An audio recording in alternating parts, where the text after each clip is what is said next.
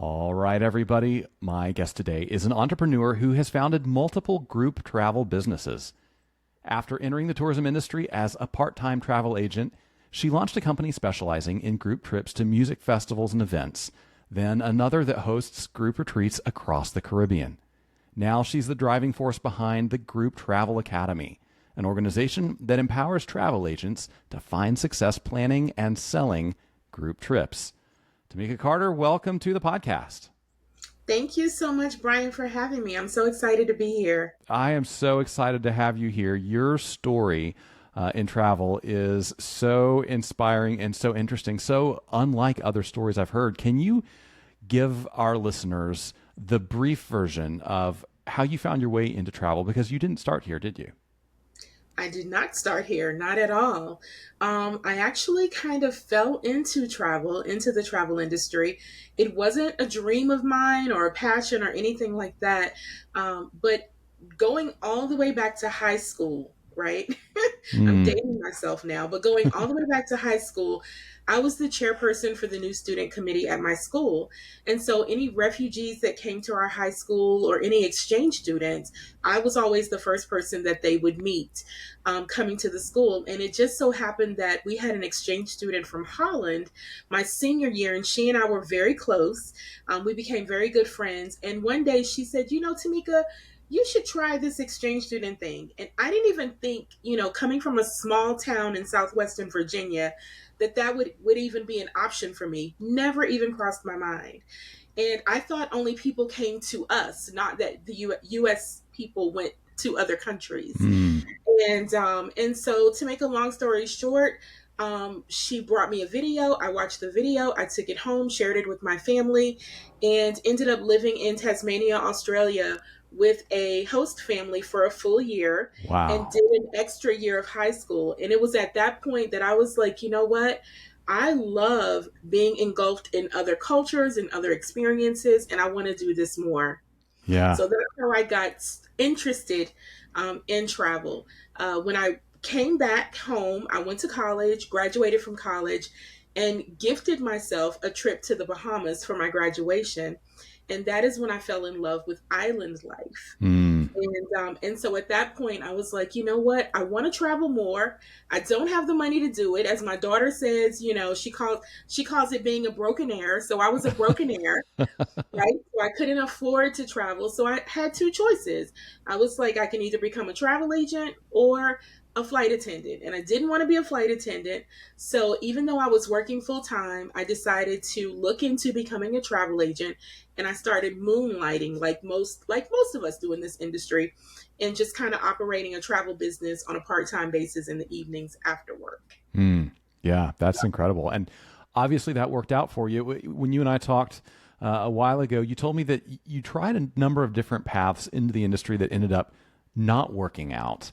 Can you fill us in on what some of those were, why they didn't work out, and where you found the motivation to keep going even after things that you really hoped would be perfect fits turned out to not be right for you? That's actually a great question. So I tried a lot of different things to learn the ropes of being in the travel industry. I signed up for an MLM, Mm. and that didn't work for me because it just didn't feel good in my spirit. I Mm. know that there are some good ones out there these days, right, today, but the one that I had signed up with then was really more concerned about just having me build a team of people under me. They didn't Hmm. teach me anything about travel, how to solve problems for travel clients, and things of that nature. So it just didn't really feel good in my spirit, right? I Mm. wasn't learning the industry, it was more learning how to build the team. So I got out of that. I ended up going with a host agency. And again, I just want to preface it by saying that I know that there are some good ones out there these days. Yeah. But the one that I was with then, the policies were just really inflexible. And I found that they were marketing their brand more than they were trying to help me market mine. And I wasn't really building those relationships with suppliers and things of that nature the way that I wanted to. And so I decided that I was going to look into becoming an independent travel agent. And I started to do that, but it was really, really hard. I was going to all these trade shows, and I was the person, no judgment, right? Judgment free zone, but I was the person with the suitcase, lugging the suitcase behind me with all the brochures, all the pamphlets, all the booklets, everything.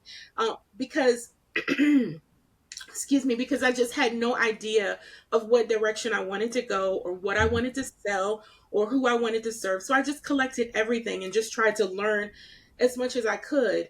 I even signed up as an independent agent or an independent contractor with a brick and mortar company. And I went to that agency probably like 2 nights a week when I first started out. And it was just a challenge, like learning the GDS booking system. It was just really, really hard and complex. And I found overall that people who were already in the industry didn't really want to, no one wanted to take me under their wing to like show me the ropes for real, Wow. because everybody kind of thought that, if you do that, you're creating an additional competitor. But I believe that there's so much out here for everybody, there's enough for everyone.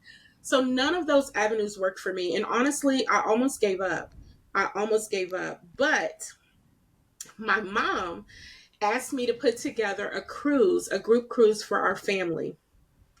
And it was only supposed to be about 8 or 10 of us that were going to go on this particular cruise, but it ended up being about 40. And I Wow. had never cruised before. My mom had never cruised. And just working with the cruise line was so easy and it was so seamless. And then I also figured out that, wait a minute, with this group thing, other people do the selling for you. Hmm. So I didn't even have to sell to get the other 40 people, to get the total of 40 people, right? Or 40 plus. They were telling other people, one person told one person, another person told another person, and it just kind of grew like on its own. And even though I was getting perks and amenity points and all of that kind of stuff back then, and cash incentives from the cruise line as the numbers grew, because it was my family, I was just giving everything back to them. Hmm. But in the end, I still made $2,500 on accident, right? Nice. I wasn't even trying to. And at that point, I was sold. I was like, I'm never booking individual travel again. This is it. Group travel is for me. And so I sought out to learn as much as I could about group travel, and tried to find like organizations that provided training and resources with regard to group travel. And even I even went back to work, but in a different capacity of being more in a meeting planner kind of role, to just kind of learn more about the industry with regard to group travel and leisure group travel. So I applied lots of what I learned from the meetings industry to leisure group travel and was able to really grow my business from there. Yeah, that's wonderful. I want to talk about so many of those things. Uh, there aren't a lot of travel agents that successfully make the jump from selling FITs, ones and twos, small family vacations, into true group operations. I wonder why you think that is. Maybe what are some of the challenges that are either real challenges or perceived challenges for agents who haven't done that, don't think they could be successful at it? Absolutely, Brian. I think that from my perspective, there's a myth out here in the industry, in the travel industry, that we as travel agents, that we have to master individual travel bookings before we can elevate or grow to doing groups. And that is a myth. That is not true. Um, that is the path that I started out with.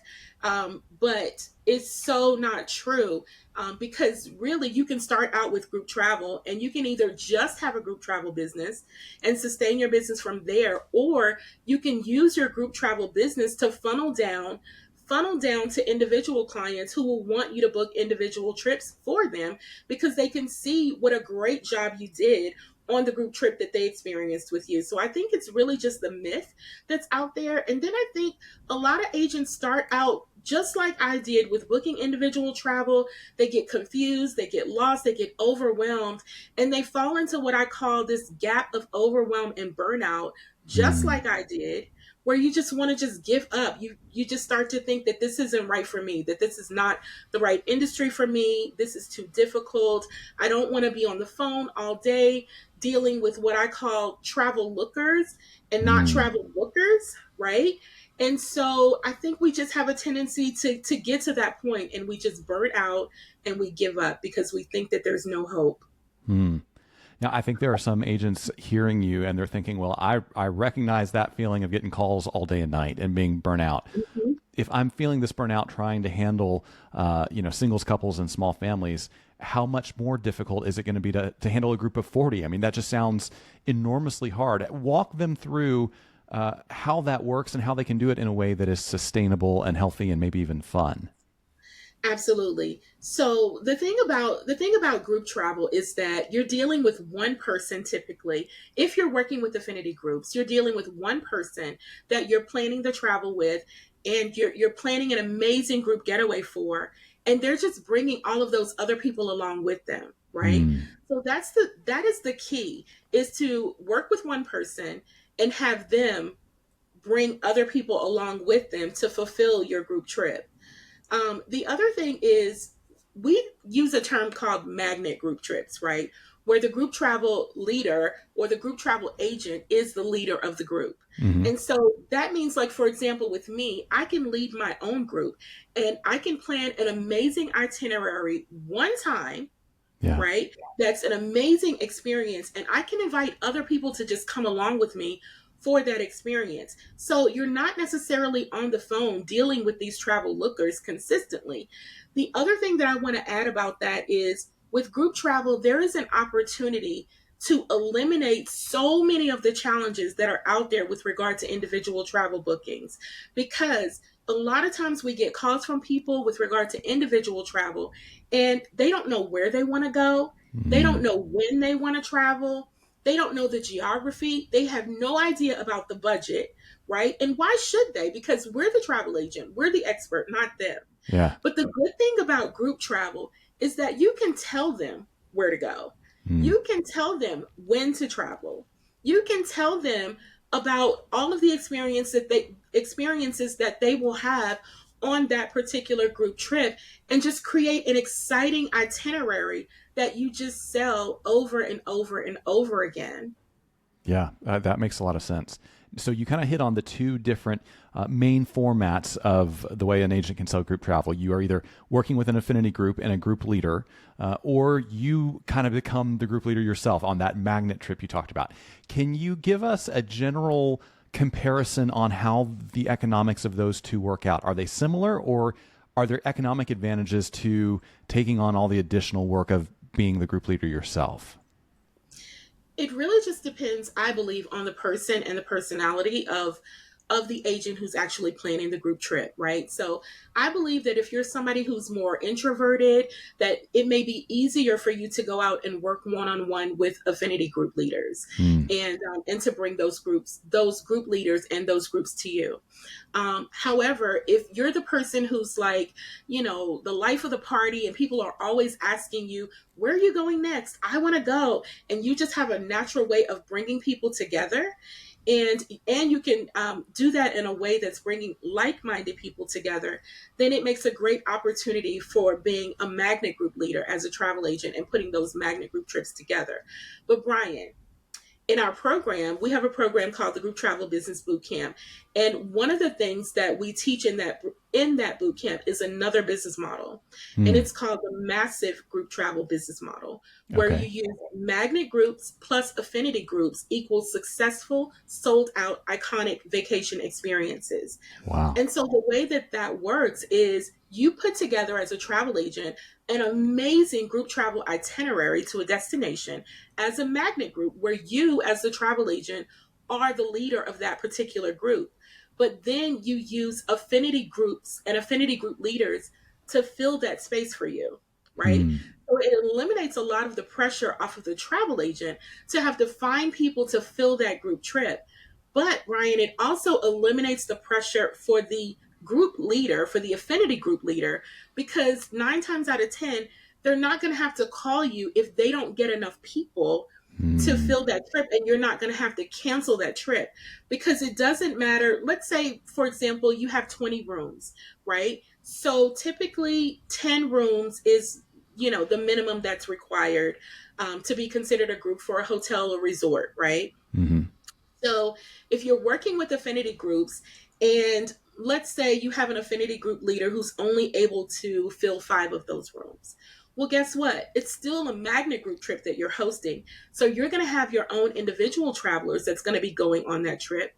But you may also have other affinity group leaders as well who will be helping you to fill that space. So like you're likely not going to have to cancel that particular trip just because one affinity group leader wasn't able to fulfill their end of the bargain. And like I said, it's much less pressure on you as the agent as well because you're using the affinity group leader to fill the space for you. Yeah, I love that. Now, your history in group travel includes a lot of things that are not the typical, 7 day land tour that hits, 5 cities and people are busy all the time and you stay in, a different hotel every night. You're doing things that are based around events, based around mastermind retreats. How did you kind of identify areas outside the traditional group tour space and figure out there's potential here and I'm going to focus here and build a niche for myself here? I love that question. So let me take you back a little bit. Let me take you back a little bit. When I first fell in love with group travel, and I was like, this is it, this is what I'm doing. I started out booking any kind of group trip, that was coming to me, whether it was a girlfriend getaway or a destination wedding, a family reunion, anything. Any kind of group trip. I had no niche, no target market, nothing like that. But then a young lady who had gone on a cruise that I had done, she asked me to book a trip to the Essence Music Festival. Mm-hmm. And she was like, why aren't you doing trips to the Essence Music Festival? And honestly, I had heard of Essence Magazine, but I had no idea that they did a music festival.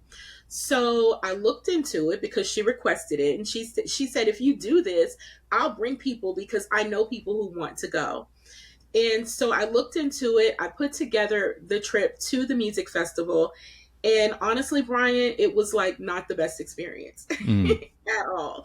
So we had issues with transportation. The hotel that I had booked wasn't great.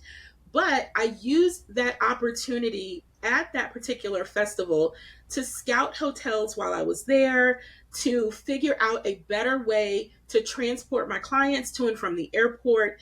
I learned about all of the experiences and activities that were going on around the music festival itself.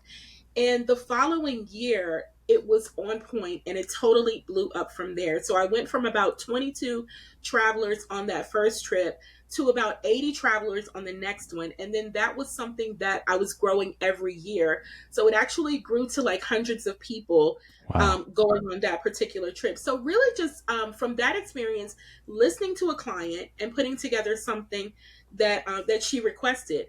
At that point, I realized that music festivals and sporting events and major events in general, they sell themselves because people already want to go. Mm. And so the marketing is done on YouTube, it's done on TV. When you think about Super Bowl, people already want to go to those kinds of events, right? Yeah. So those other people, the people who are hosting those things, they do the promotions for you.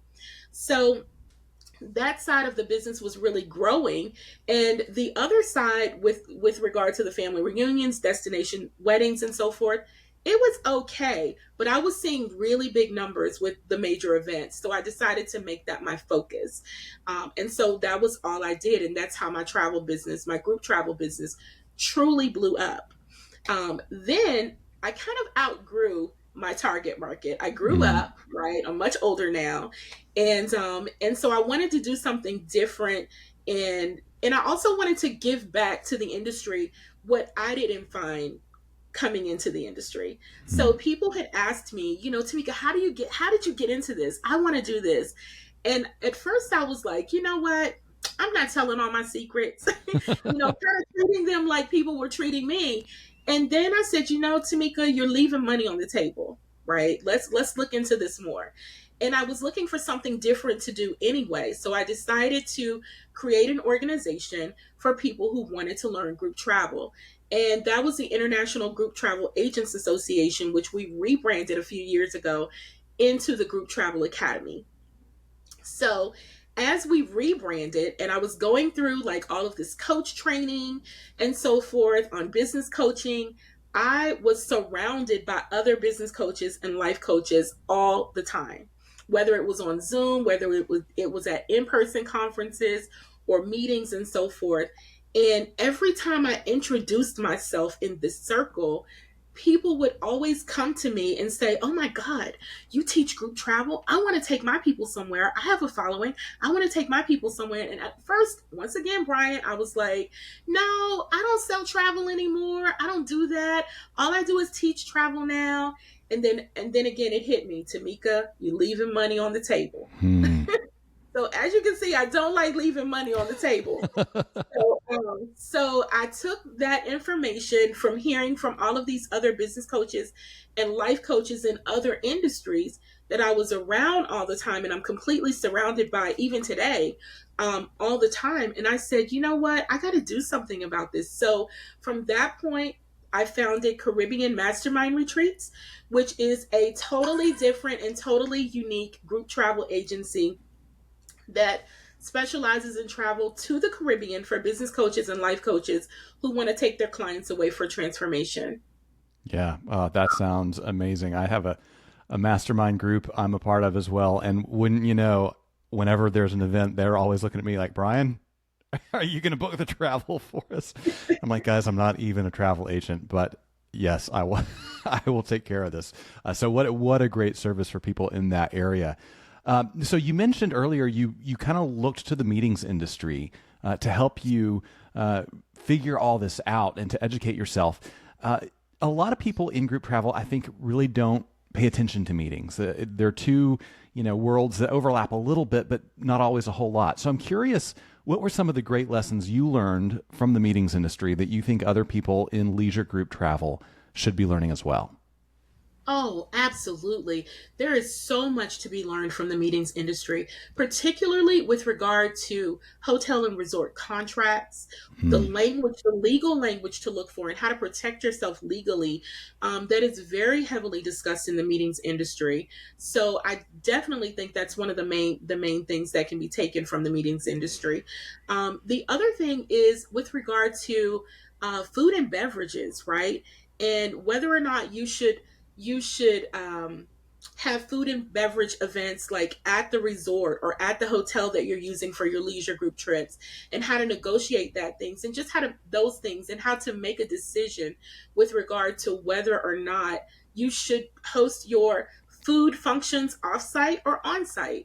So those are, I think, the two main things that I really truly learned from the meetings industry with regard to how I could apply those to leisure group travel. Hmm.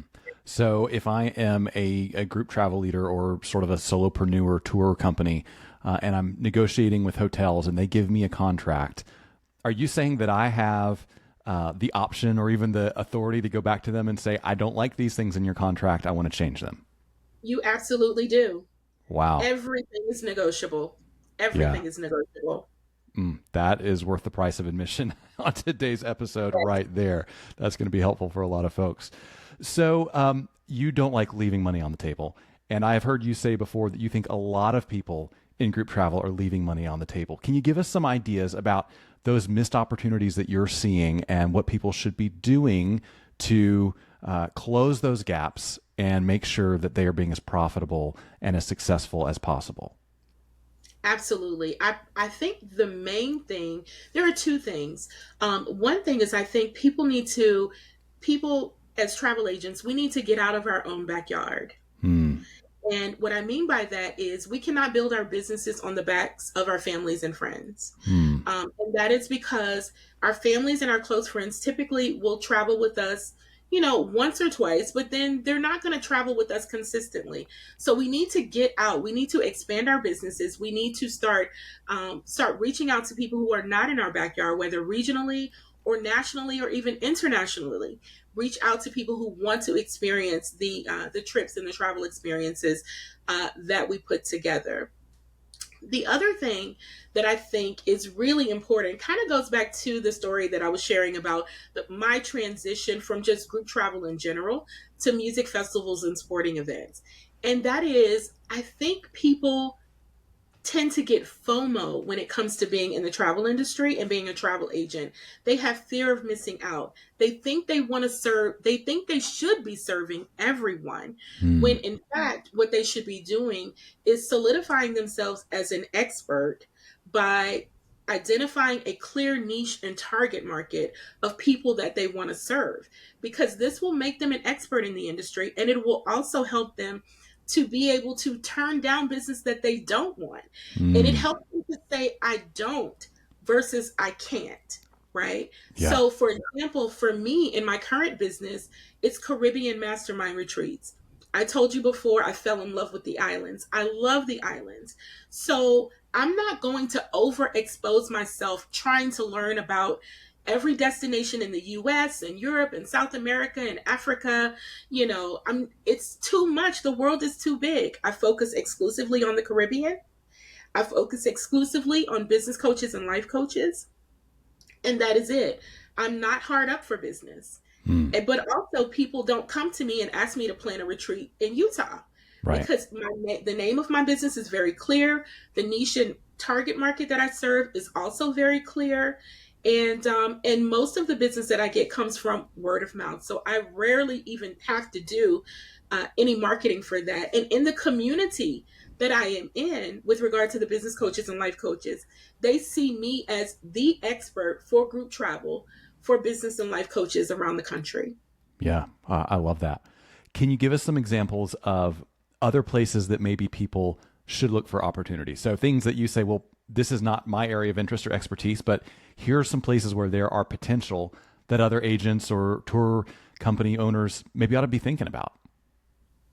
Absolutely. I think I can give you some examples of, based on some of the clients that I've worked with. Mm-hmm. So, for example, I have a client who came through our program a couple of years ago, and she kept missing our Thursday night sessions. They were on Thursday night then, and so I would follow up with her, and her name is Jan, and I'm like, Jan, like, why do you keep missing out on the sessions? Like, what's going on? Like, is there anything I can help you with? And she's like, oh, I'm sorry, Tamika, but I volunteer with this theater group, and we have this on Thursday nights, and so I'm catching the replays and I'm trying to keep up. But all along, Jan was having a really hard time identifying her niche and target market. Like, it just wasn't clicking for her. And so after this conversation with her, I was like, Jan, if you're spending so much time with this theater group, then that's who your target market should be. Hmm. So after having that conversation, she created a new brand called Destination Showbiz, and she only targets like theater lovers, youth theater groups, church theater groups. She plans trips to New York, to Broadway, to Sight and Sound Theater. She does speakeasies. She recently put together a group cruise for theater students, where she's working with the cruise line to have them interact with the people who are working on the stage, like with Oh, the cool. entertainment and so Yeah. forth. So that's really great. And then she did a trip in January to New York, where she took a bunch of theater students and coordinated a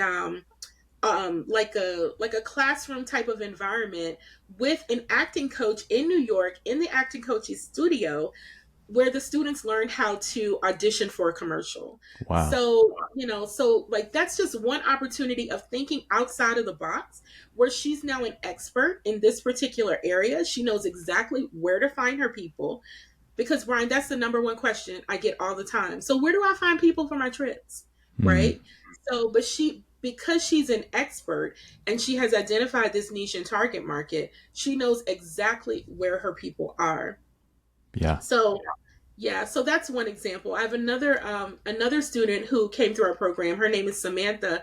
Samantha is a diehard Pittsburgh Steelers fan, and Samantha coordinates trips to the Pittsburgh Steelers home games for fans who, Pittsburgh fans are all over the country, maybe even all over the world. I don't know, but she partners with bars and restaurants across the country who consider themselves like Steelers bars and restaurants, to help people fulfill their dream of being able to go to the Pittsburgh Stadium. And she does like a behind the scenes tour and a photo out with the cheerleaders.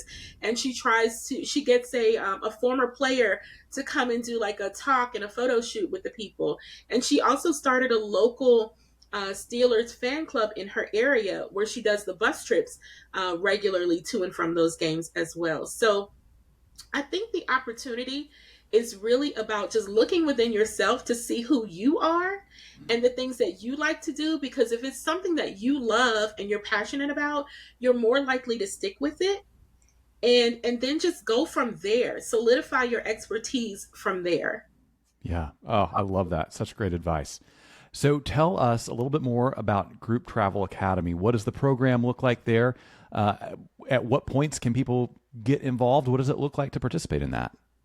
Absolutely. So, the Group Travel Academy, like I said, used to be the International Group Travel Agents Association, and we rebranded to the Group Travel Academy. We have a few different programs. One is our Group Travel Business Boot Camp. That is our signature program that teaches travel agents how to build a group travel business or a brand extension from the ground up. So, everything from how to name your business, first of all, identifying your niche and target market, which I've talked a lot about. Hmm. But once that's done, we go through the process of naming your business in a way that is clear, not cute, Hmm. so that it works for social media, and it works for online presence and so forth. A way to design business cards and a website in a way that work for you, because anybody can have a static website or just a business card that's just going to fall in the bottom of somebody's purse that they're never ever going to see or use again.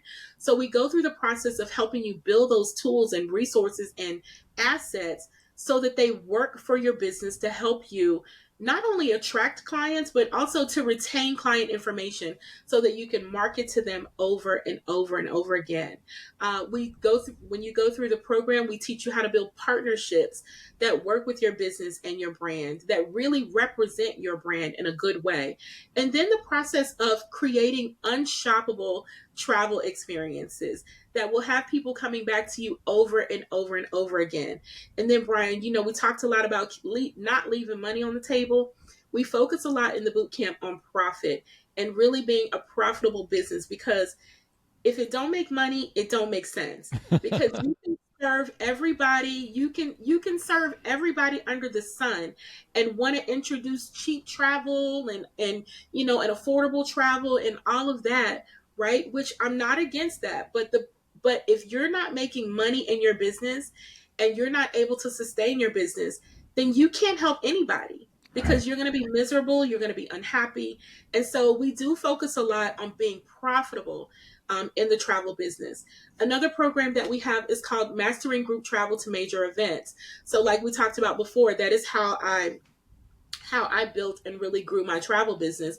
So I take agents through the journey of selecting hotel properties, how to deal with ground transportation and possibly even airline transportation, how to market your major event trips and so forth, and also being profitable, and just how to stay in touch with clients and keep them engaged, whether it's before travel or during travel or after travel. So that is one program that we have that's really, really popular.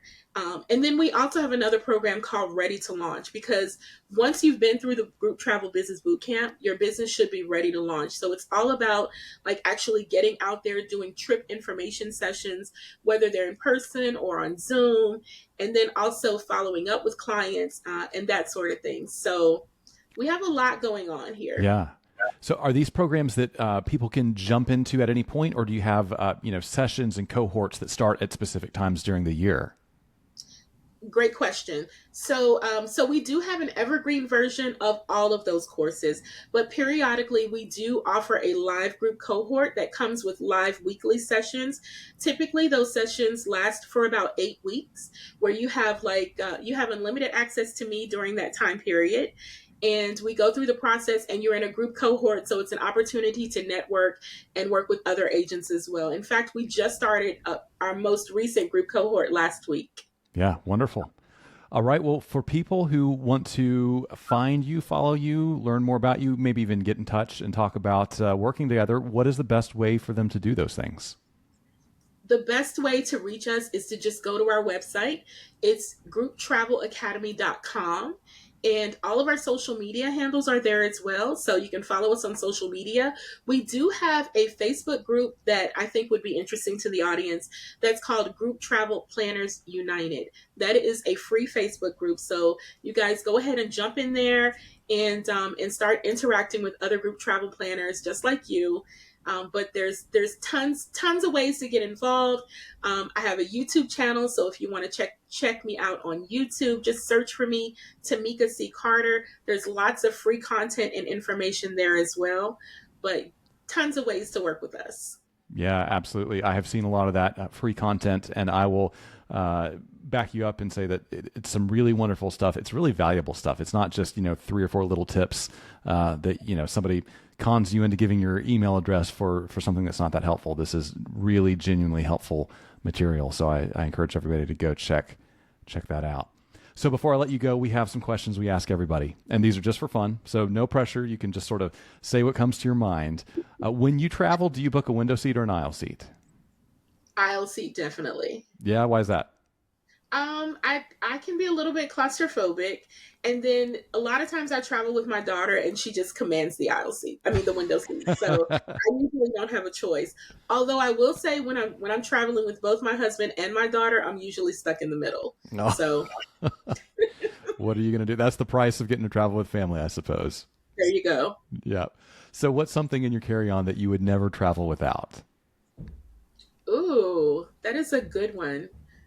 Um, I would say my luggage scale, my Mm, hand scale, because I'm an overpacker. And so I have to have the scale to make sure that I'm not like overpaying for luggage at the airport. great idea. All right. So if you had a free airline pass and a week with nothing else to do, where would you be headed next? Uh, that is a tough one. That is a tough one. I would probably say Curacao. Mm. Have you been there? I have not been to Curacao, but I would love to go.